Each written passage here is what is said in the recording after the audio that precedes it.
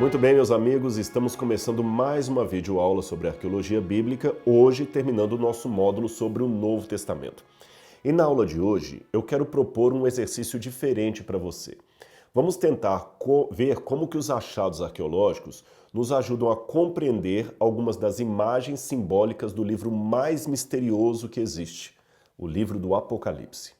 Motivo de medo para alguns e perplexidade para outros, esse livro contém importantes orientações para o nosso tempo. Ainda que muitos elementos sejam debatíveis entre os acadêmicos, há vários símbolos que podem ser facilmente compreendidos se levarmos em conta o contexto material da época em que o livro foi produzido. Nesta aula, vamos explorar símbolos que aparecem nas 7 cartas do Apocalipse. Então, vamos lá. Uma das mais lindas promessas do Apocalipse está na carta de Cristo à igreja de Filadélfia, onde o nosso Senhor diz o seguinte: Quem tem ouvidos, ouça o que o Espírito diz às igrejas. Ao que vencer, darei eu a comer do maná escondido, e dar-lhe-ei uma pedra branca, e na pedra um novo nome escrito, o qual ninguém conhece, senão aquele que o recebe. Apocalipse capítulo 2, verso 17. No mundo romano, havia uma pedrinha branca conhecida como téssera, que era uma forma de moeda, se você preferir. Ela era usada como ingressos, por exemplo, para banquetes, sinais de honra, de amizade e até como um sinal de absolvição no tribunal. Pedras brancas também foram usadas no método de datação. É que cidadãos ou pessoas elegíveis para votar usavam 2 pedras, uma branca e uma preta. Um branco significava sim, um preto significava não. E os cidadãos então deixavam cair apenas uma pedra quando votassem. Esse método foi principalmente usado para promulgar leis. Agora, os nomes das pessoas também eram gravados nessas pedras ou geralmente em seixos, como se diz na língua grega. Aqui, no caso do Apocalipse, a pedra branca serve como passagem para o céu. E o novo nome escrito nela provavelmente é aquela nova realidade do crente no reino de Cristo, no céu.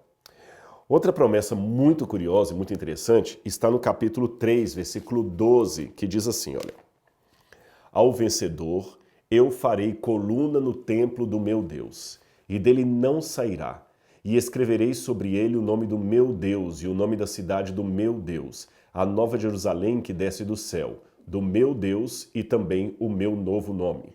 A leitura desse texto aqui me faz lembrar de uma descoberta recente agora, há poucos anos, de uma inscrição que foi encontrada numa coluna removida por trabalhadores de Israel que estavam escavando uma estrada perto de Binaniel, o Amá, que era perto ali da periferia de Jerusalém para construir uma nova rodovia.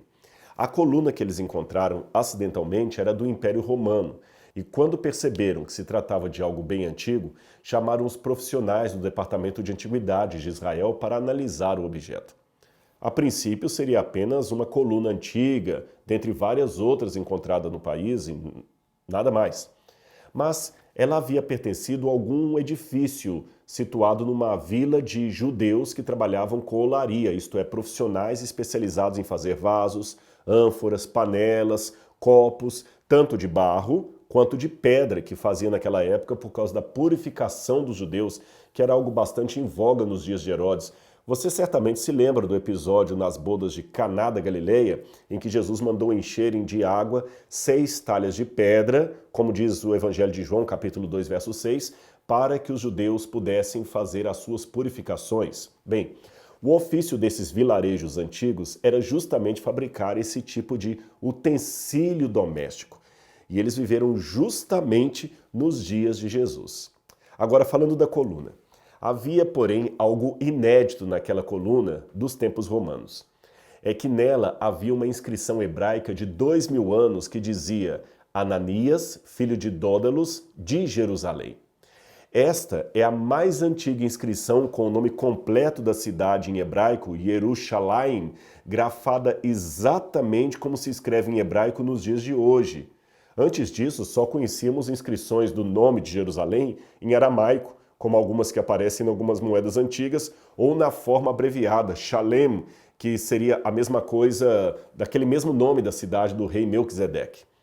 Sobre o autor da frase, esse Ananias, Este era um nome comum nos tempos judaicos e nos tempos bíblicos. Há várias pessoas com esse nome na Bíblia Sagrada. Os mais famosos seriam o marido de Safira, lembra Ananias e Safira, mencionados no livro de Atos, um dos companheiros de Daniel, que sobreviveu à fornalha ardente de Nabucodonosor, e aquele senhor de Damasco que curou a cegueira de Paulo, batizando-o provavelmente logo em seguida, como a gente pode ver no livro de Atos, capítulo 9, versículo 10. Mas o mais importante daquela coluna é o seguinte: nos tempos greco-romanos era comum doadores e mecenas terem o direito de escrever em uma coluna de um edifício, especialmente um edifício religioso, o seu nome, o nome de sua família, do seu Deus, da sua cidade, de sua devoção. Este era o indicativo de que aquele cujo nome podia ser lido na coluna ajudou a edificar aquele santuário, aquele templo. Eu já vi várias dessas colunas em templos gregos e também em sinagogas judaicas do tempo de Jesus. Eu não sei precisamente se essa coluna que foi encontrada recentemente fazia parte de uma sinagoga ou se seria enviada para o templo, ou se seria enviada talvez como algo votivo para as comemorações em Jerusalém. Contudo, ela me traz à memória esta promessa do Apocalipse, que tenho como frase de cabeceira em minha mente. Vamos lê-la novamente. Ao vencedor faloei coluna no santuário do meu Deus, donde jamais sairá. Escreverei sobre ele o nome do meu Deus e o nome da cidade do meu Deus, a nova Jerusalém, que desce do céu da parte do meu Deus, e também o meu novo nome. Que lindo, não é mesmo? Ainda nessa mesma carta apocalíptica, nós temos também o dito que os fiéis de Pérgamo viviam onde estava o trono de Satanás. Para alguns comentaristas, essa referência seria ao grande altar de Zeus que ficava na cidade de Pérgamo.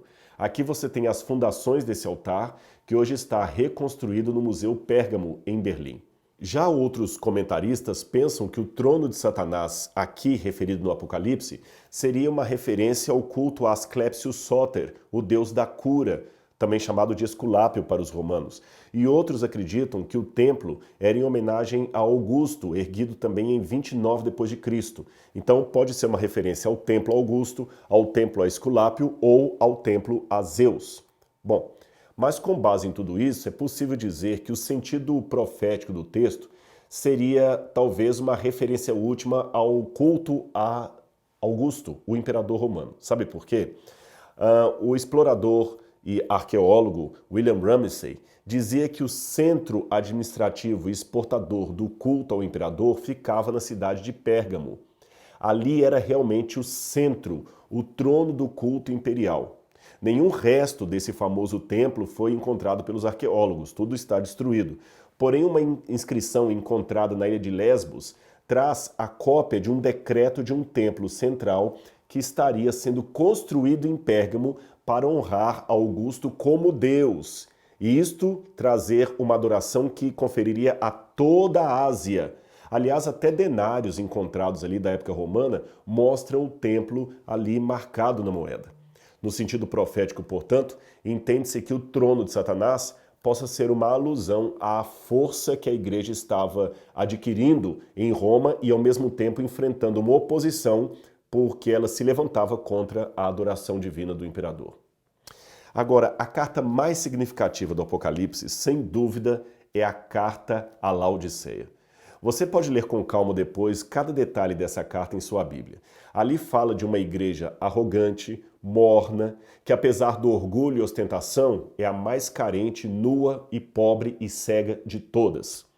No tempo de João, Laodiceia era uma cidade da Frígia, situada numa colina perto da confluência do rio Licos com o vale de Meandro.